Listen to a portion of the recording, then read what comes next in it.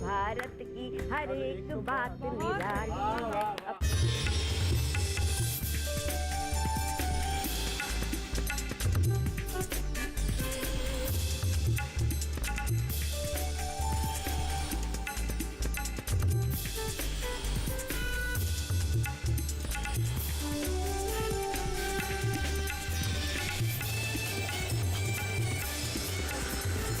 DD किसान, बदलते भारत की शान।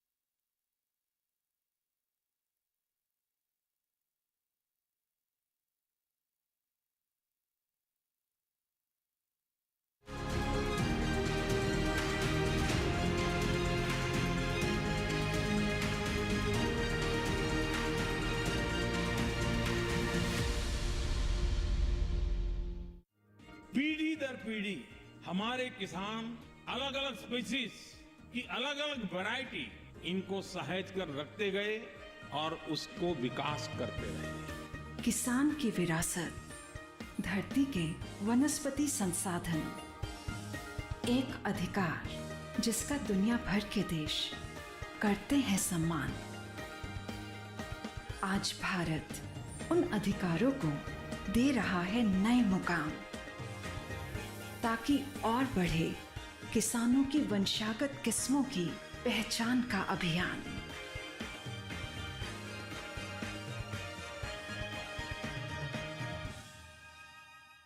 नमस्कार, स्वागत है आपका कृषि दर्शन में। आपके साथ मैं हूं अंशु सिंह।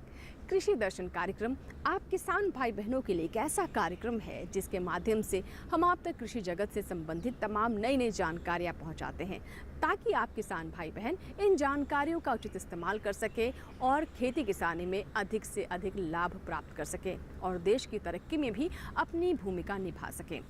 कार्यक्रम की शुरुआत करने से पहले एक महत्वपूर्ण जानकारी आपको दे दें। अब से कृषि दर्शन आप नए समय पर देख पाएंगे। जी हां, 14 अगस्त से शाम 7 बजे सोमवार, बुधवार और शुक्रवार को डीडी किसान पर आप हमारे कार्यक्रम यानी कृषि दर्शन देख पाएंगे। तो चलिए शुरुआत करते हैं आज के कृषि दर्शन की। सबसे पहले बात करेंगे विज्ञान और किसान की, उसके बाद नजर डालेंगे कृषि स्टार्टअप पर और अंत में देखेंगे फार्मिंग इंडिया।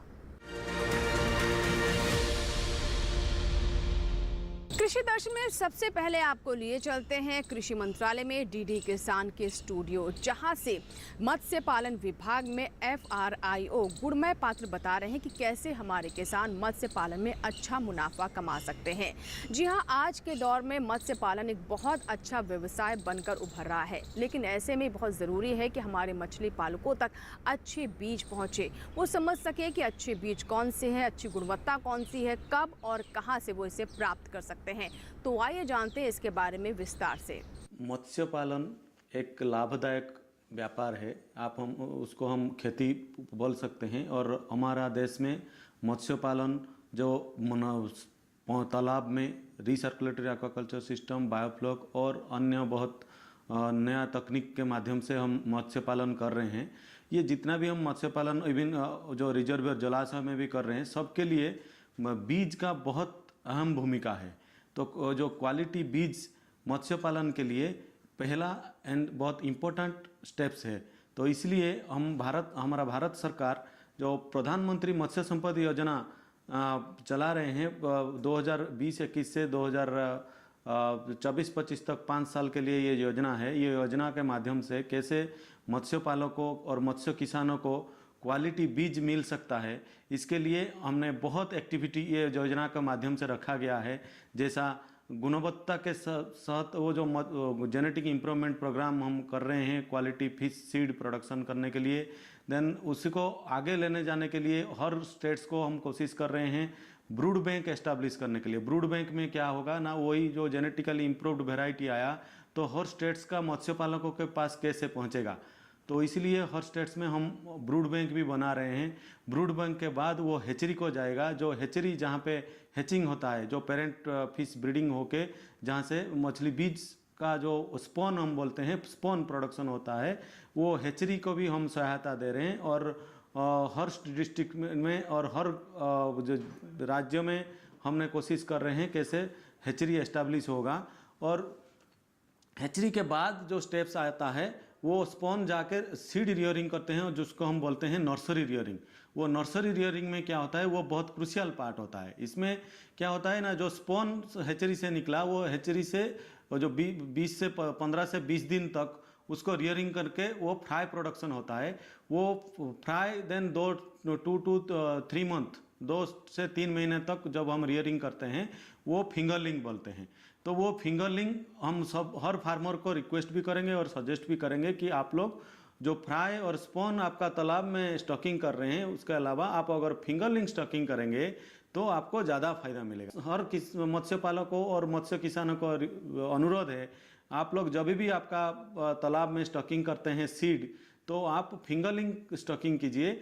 और वो फिंगरलिंग 10,000 पर हेक्टर मतलब पर स्क्वायर मीटर एक आप स्टॉकिंग कीजिए तो आपको मिनिमम 5 to 6 टन प्रोडक्शन मिलेगा। बहुत सारे फार्मर मत्स्य पालकों क्या करते हैं ना, तालाब में सीड रियरिंग कर रहे हैं, नर्सरी रियरिंग कर रहे हैं। तो इसी के लिए पहले आपको तालाब को अच्छा से प्रिपेयर करना पड़ेगा। तालाब प्रिपेयर करने के लिए क्या करना पड़ेगा, पहले जो आपका तालाब में पानी होता रहेगा तो वो पानी में वीड फिश भी होता होगा और वीड वेजिटेशन भी होता होगा, तो उसको पहले क्लीन करना पड़ेगा। क्योंकि आप अगर डायरेक्ट स्पॉन लेके उधर स्टॉकिंग कर देंगे तो वो न्यूट्रिशन जो आप खाना देंगे मत्स्य बीज को, वो जो वीड फिश रहेंगे वो खा लेंगे, तो इसलिए न्यूट्रिशन शॉर्ट हो जाएगा जो आपका टारगेट फिश है जिसको आप कल्चर कर रहे हैं। तो इसी के लिए हम सबको सजेस्ट करेंगे, अनुरोध करेंगे कि आप वो जो महुआ ऑयल केक उसको प्रयोग करने के लिए उसका डोज है 2500 kg पर हेक्टर। उसको अगर आप यूज करेंगे उसमें 2 फायदा है। क्या फायदा मिलेगा ना, पहले तो आपका जितना वीड फिश है वो सब मर जाएंगे और उसके बाद 15 दिन के बाद वो फर्टिलाइजर के हिसाब से काम में आएगा। ये जो फर्टिलाइजर होगा, ये फर्टिलाइजर आपका पॉन्ड में तालाब में क्या करेगा ना, प्लांक्टन जनरेट करेगा। ये प्लांक्टन को फिश जो बीज आपने स्टॉकिंग किया वही खाएगा, खा के वो जल्दी जल्दी बढ़ेगा, तो आपका ग्रोथ रेट अच्छा रहेगा। आइए अब नजर डालते हैं विज्ञान और किसान पर।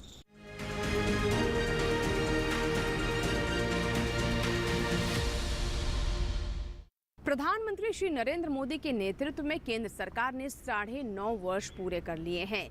इसी उपलक्ष्य में नई विदेश व्यापार नीति और इकोनॉमी एवं कृषि से जुड़े व्यवसायों को लेकर केंद्रीय कृषि एवं किसान कल्याण राज्य मंत्री कैलाश चौधरी ने प्रेस कॉन्फ्रेंस को संबोधित किया। क्या कुछ कहा उन्होंने, आइए सुनते हैं। भारत के प्रधानमंत्री आदरणीय नरेंद्र मोदी जी के नेतृत्व में पिछले 9 साल के अंदर विश्व स्तर पर भारत का सम्मान बढ़ा है, भारत की प्रतिष्ठा बढ़ी है और इसके साथ ही देश की सबसे तेज बढ़ने वाली अर्थव्यवस्था में भारत आया है। और निश्चित रूप से इस बात को सुनकर प्रसन्नता होती है कि आज इलेक्ट्रॉनिक के अंदर भी 50% एक्सपोर्ट बढ़ा है, एग्रीकल्चर के अंदर भी लगभग 37% उत्पाद एक्सपोर्ट बढ़ा है और अन्य जिस तरह से अगर देखते तो लगभग 900 बिलियन डॉलर के आसपास फॉरेन ट्रेड जिस तरह से एक्सपोर्ट हुआ है, तो ये स्पष्ट दर्शाता है कि देश के अंदर आज प्रधानमंत्री नरेंद्र मोदी जी के नेतृत्व में विश्व के अंदर भारत आज फॉरेन ट्रेड के अंदर हो और चाहे आज देश के सम्मान की बात हो तो भारत की लगातार इन 9 वर्षों में भारत का सम्मान बढ़ा है। और जब देश ही नहीं पूरे विश्व को आवश्यकता थी, जब कोरोना का समय के अंदर, तो भारत ने वसुधैव कुटुंबकम की जो बात की थी कि विश्व हमारा पूरा परिवार है, तो भारत ने सिर्फ वैक्सीनेशन अपने देश के अंदर ही नहीं, विश्व के अन्य देशों के अंदर भी वैक्सीनेशन को देने का काम किया और उसी का परिणाम है कि आज भारत लगातार फॉरेन ट्रेड के अंदर तरक्की कर रहा है और विश्व के अन्य जो देश है लगभग आज देखा जाए तो 1 लाख से अधिक यहाँ पर कंपनियों का रजिस्ट्रेशन होकर और जिस तरह से काम किया जा रहा है, तो मैं कह सकता हूँ कि भारत के प्रधानमंत्री नरेंद्र मोदी जी ने जिस तरह से अभी इन 9 सालों के अंदर भारत के फॉरेन ट्रेड को भी बढ़ाया है और भारत के साख को भी बढ़ाया और भारत के अंदर जिस तरह से चाहे मिलेट्स हो चाहे अन्य प्रकार के जो उत्पाद को विश्व स्तर पर ले जाने का काम किया है, तो मैं आप सबको ये ज़रूर कहना चाहूँगा कि आज विश्व के अंदर हमारा देश की प्रतिष्ठा इन 9 सालों के अंदर जिस तरह से बढ़ी, ऐसा अगर पहले देश के अंदर काम हुआ होता और भारत के अंदर इस तरह से अगर भारत आगे बढ़ता तो भारत आज विकसित राष्ट्र बन जाता। लेकिन मैं आज कह सकता हूं कि प्रधानमंत्री नरेंद्र मोदी जी ने जो काम विदेश नीति के तहत हो, चाहे आज जो रक्षा के क्षेत्र में निर्यात करने का काम प्रारंभ किया हो, तो ये आत्मनिर्भरता की ओर बढ़ता हुआ हम भारत हम सब देख रहे हैं। और आने वाले कल में हमारा देश जब 2047 के अंदर पहुंचेगा तो भारत विकसित राष्ट्र बनेगा। तो उस समय मैं कह सकता हूं कि आज से ये जो काम दूरदर्शिता को ध्यान में रखकर और पिछले 9 वर्षों के अंदर जो काम किए हैं, ये आने वाला कल है वो निश्चित रूप से भारत पूरे विश्व के अंदर अग्रिम पंक्तियों के अंदर पहुंचेगा। और जो आज भारत 10वें स्थान पर अर्थव्यवस्था की दृष्टि से था, वो आज 5वें स्थान पर पहुंचा है। और आने वाले कल के अंदर भारत निश्चित रूप से दूसरे या तीसरे स्थान पर पहुंचा और 5 ट्रिलियन इकोनॉमिक्स की ओर हम आगे बढ़ रहे हैं। तो इसके पीछे सबसे बड़ी भूमिका है तो हमारे फॉरेन ट्रेड की है। तो मैं ये कह सकता हूँ कि आने वाले समय में भारत निश्चित रूप से नरेंद्र मोदी जी के नेतृत्व में आगे बढ़ रहा है। और इन 9 साल के अंदर जो बेमिसाल काम हुए हैं, उसी का परिणाम है कि भारत आज पूरे भारत की सम्मान विश्व अन्य देशों के अंदर भी भारत के प्रति और भारत के अंदर इन्वेस्टमेंट करने का भी जिस तरह से एक विश्वास पैदा हुआ है, तो ये नरेंद्र मोदी जी के नेतृत्व में हुआ है। इसी के साथ ही कृषि दर्शन में यहाँ वक्त एक छोटे से ब्रेक। आप कहीं मत जाइएगा, देखते रहें कृषि दर्शन। ब्रेक के बाद जब वापस आएंगे तो बात करेंगे कृषि स्टार्टअप की।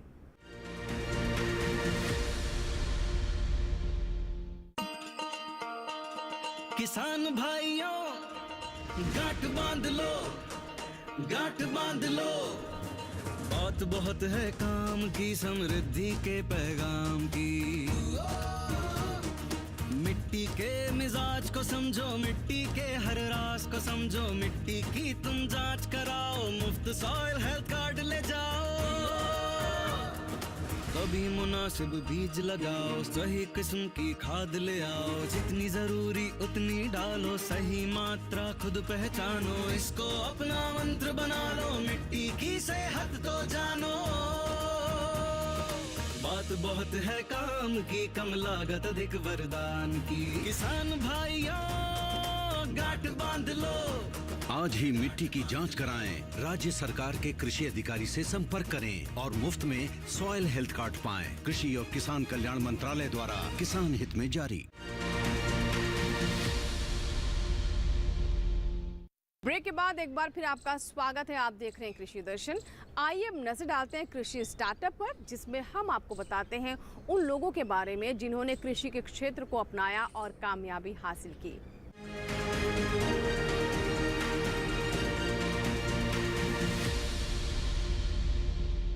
कृषि स्टार्टअप में आज हम आपकी मुलाकात करवाने वाले हैं महाराष्ट्र से संबंध रखने वाले अमर से। जी हाँ, अमर ने हालांकि फिल्म जगत में लगभग 10 साल काम किया है, लेकिन कोरोना काल में जैसा कि आप जानते हैं कि कई लोगों की नौकरी गई, कई लोगों के रोजगार छिने।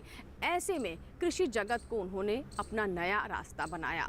आइए जानते हैं कि कैसे अमर ने मशरूम की खेती को अपनाया और इसमें कामयाबी हासिल की। आज उन्हें अपने इस फैसले पर काफी गर्व है।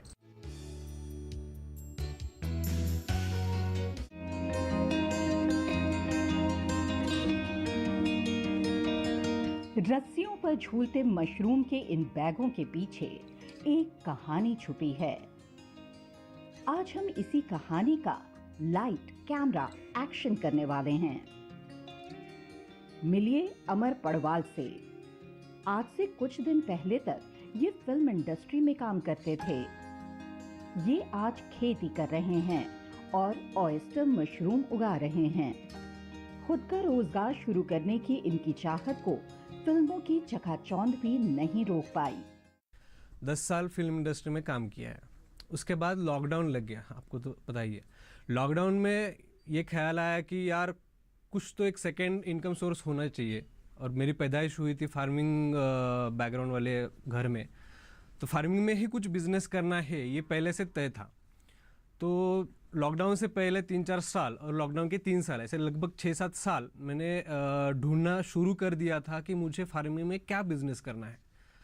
ढूंढते मुझे ऑयस्टर मशरूम फार्मिंग के बारे में पता चला। फिर जो भी बिज़नेस हम ढूंढते हैं उसके अच्छे भाग, बुरे भाग, मतलब उसके बेनिफिट्स, उसके लूप होल्स, ये इसके बारे में हम स्टडी करना शुरू करते हैं। जब मैंने मशरूम का स्टडी करना शुरू किया तो मुझे एक बात ध्यान में आई कि ये इस बिज़नेस में वेस्टेज से हम सोना उगा सकते हैं।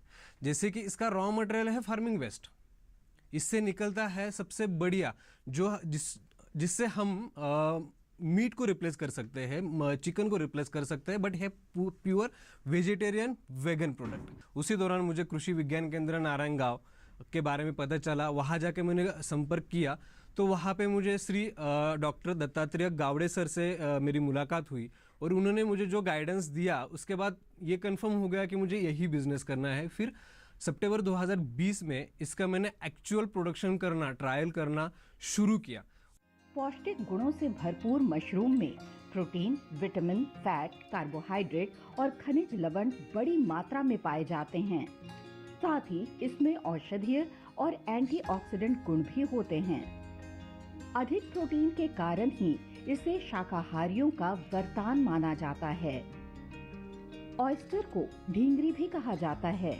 ढींगरी का मतलब है जीव। चूंकि ऑयस्टर मशरूम जीव की तरह ही बैग से बाहर निकलती है, इसलिए इसका नाम ढींगरी रखा गया है। तो ये करना था मुझे मेरे गांव में, जो बॉम्बे पुणे से लगभग 100 किलोमीटर की दूरी पे है। तो सबसे बड़ा प्रॉब्लम था मार्केटिंग।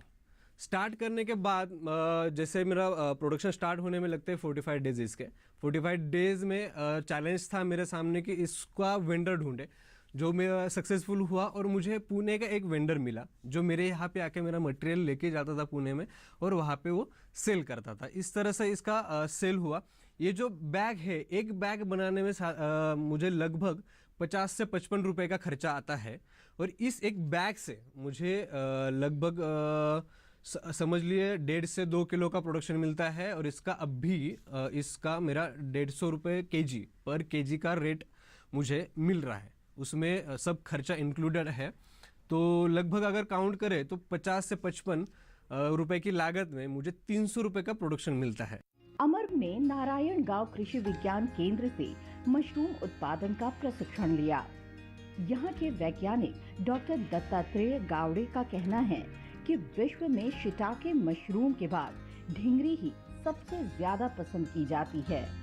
अमर ने इन्हीं से मशरूम उगाना सीखा। यहाँ के किसान भाई जो महाराष्ट्र के हैं, बहुत सारे यहाँ ओस्टर मशरूम का प्रोडक्शन करते। अभी देख लिया तो ये ओस्टर मशरूम 4 प्रकार के मशरूम हम कल्टीवेशन कर सकते। तो उसमें बटन मशरूम है, ओस्टर मशरूम है, उसको ढींगरी भी बोलते।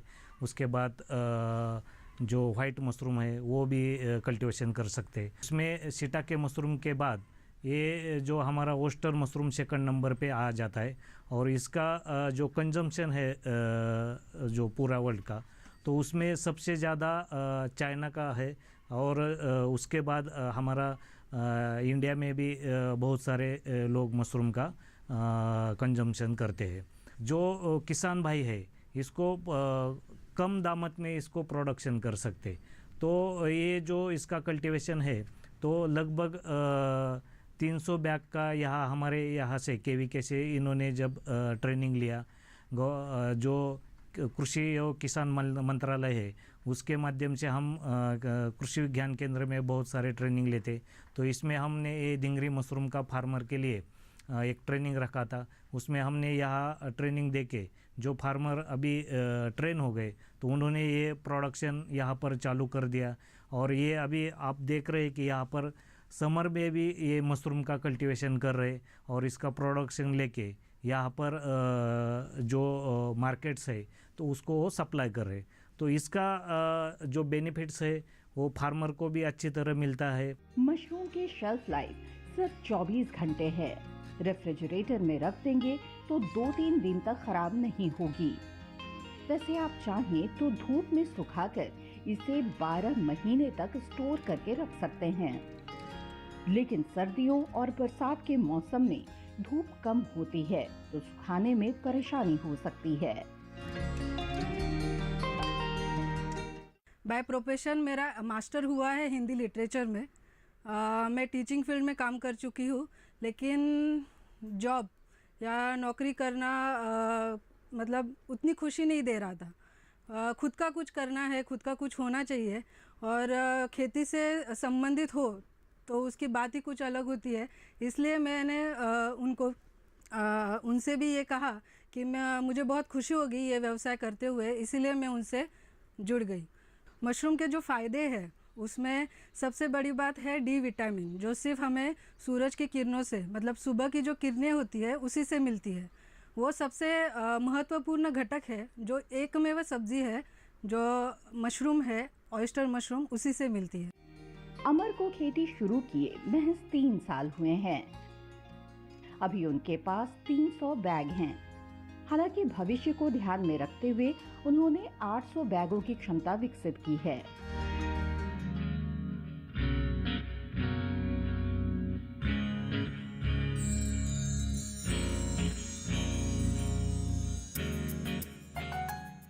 तो देखा आपने कि अमर ने कैसे मशरूम की खेती को अपनाया और इसे व्यावसायिक तौर पर आगे बढ़ाया और आज बन गए हैं वो सफल किसान।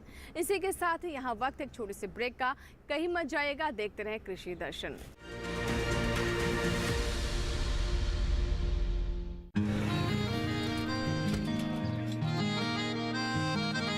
क्या बात है भाई, आजकल तो काफी खुश नजर आ रहे हो।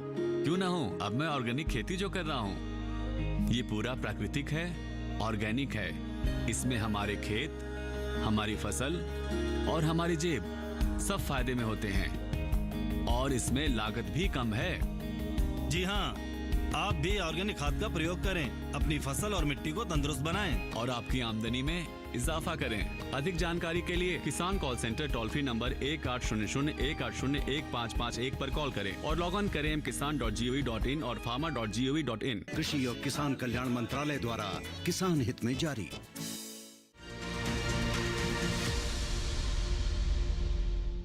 ब्रेक के बाद एक बार फिर आपका स्वागत है। आप देख रहे हैं कृषि दर्शन। आइए अब नजर डालते हैं फार्मिंग इंडिया पर, जिसमें हम आपको सरकार की उन योजनाओं के बारे में विस्तृत जानकारी देते हैं जो कि खास तौर पर हमारे किसानों के लिए बनाई गई हैं।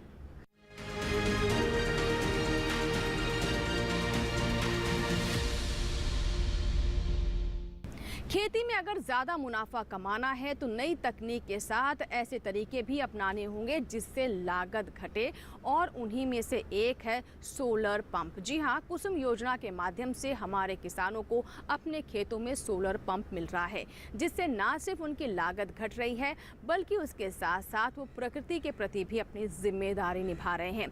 कैसे हमारे किसान अपने खेतों में सोलर पैनल भी लगा सकते हैं, आइए जानते हैं कुसुम योजना के बारे में विस्तार से।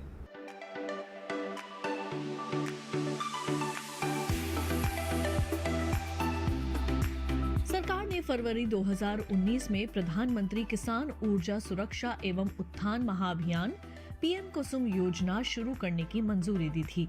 इस योजना का मकसद सौर ऊर्जा क्षमता विकसित करने में किसानों की मदद करना है। इससे किसानों को आय बढ़ने के साथ ही खेती के लिए पानी की जरूरत पूरी होगी। इसके जरिए वर्ष 2022 तक 30.8 गीगावाट बिजली उत्पादन का लक्ष्य रखा गया है। इस योजना के तहत किसानों को सब्सिडी पर सोलर पैनल मिलते हैं, जिससे वे बिजली बना सकते हैं। जरूरत भर बिजली का इस्तेमाल करके वे बाकी को बेचकर अतिरिक्त आय भी हासिल कर सकते हैं। इस योजना में 20 लाख किसानों को सोलर पंप बनाने में मदद की जाएगी। 15 लाख किसानों को ग्रिड से जुड़े सोलर पंप लगाने के लिए धन मुहैया कराया जाएगा। इस योजना पर सरकार ने 34,422 करोड़ रुपए खर्च करने का ऐलान किया है। पीएम कुसुम योजना के 3 घटक हैं। पहला, विकेंद्रित ग्रिड से जुड़ी 10,000 मेगावाट की क्षमता के सोलर पावर प्लांट स्थापित करना, जिसमें हर प्लांट की क्षमता 2 मेगावाट तक की होगी। दूसरा घटक 20 लाख सौर ऊर्जा चालित कृषि पंपों की स्थापना। 15 लाख किसानों के सिंचाई पंप को सोलर पंप से जोड़ना। इस योजना के जरिए बिजली और डीजल से चलने वाले सिंचाई पंप को सोलर एनर्जी से चलने वाले पंप में बदला जाएगा। सोलर पैनल से मिलने वाली बिजली का इस्तेमाल किसान पहले अपने सिंचाई के काम में करेंगे। उसके अलावा जो अतिरिक्त बिजली बचेगी उसे विद्युत बिजली वितरण कंपनी को बेचकर किसान 25 साल तक आमदनी कमा सकते हैं और प्रदूषण भी कम होगा। सोलर पैनल 25 साल तक चलेगा और इसका रखरखाव भी आसान है। इससे किसानों को हर साल 1 एकड़ पर 60,000 रुपए से 1 लाख रुपए तक की आमदनी अगले 25 साल तक हो सकती है। किसानों को अपने में सोलर पैनल स्थापित करने के लिए केवल 10% रकम का भुगतान करना होता है। केंद्र और राज्य सरकार किसानों को बैंक खाते में 60% की सब्सिडी देती है। केंद्र और राज्य की ओर से बराबर का योगदान देने का प्रावधान है और बैंक की ओर से 30% लोन का भी प्रावधान है। इस लोन को किसान अपने होने वाली आमदनी से भी आसानी से भर सकते हैं। किसानों को इस योजना का लाभ उठाने के लिए सरकारी वेबसाइट https://mnre.gov.in पर जाकर रजिस्ट्रेशन कराना होगा। इसके अलावा आधार कार्ड, प्रॉपर्टी के दस्तावेज और बैंक खाते की जानकारी भी देनी होगी।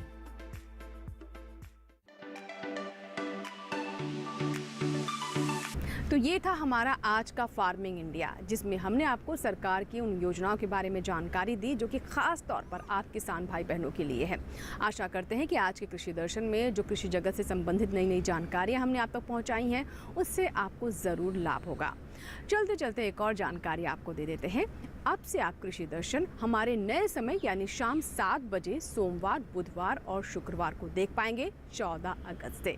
अगर आपके कोई सुझाव हैं, कोई फीडबैक है तो आप हमें ईमेल कर सकते हैं, हमें पत्र भी लिख सकते हैं। हमारा ईमेल आईडी है krishidarshan@gmail.com। पत्र लिखने के लिए हमारा पता नोट कर लें। कृषि दर्शन, कमरा नंबर 58, CPC, दूरदर्शन, खेलगांव, नई दिल्ली 110049। आपकी ईमेल्स और आपके पत्रों का हमें इंतज़ार रहता है। आप हमारा ये कार्यक्रम हमारे YouTube चैनल पर भी देख सकते हैं। इसके लिए टेलीविज़न स्क्रीन पर दिखाए जा रहे इस QR कोड को स्कैन करें। कृषि दर्शन के एक नए अंक में नई जानकारियों के साथ फिर होगी आपसे मुलाकात। तब तक आप बने रहें दूरदर्शन किसान के साथ। नमस्कार।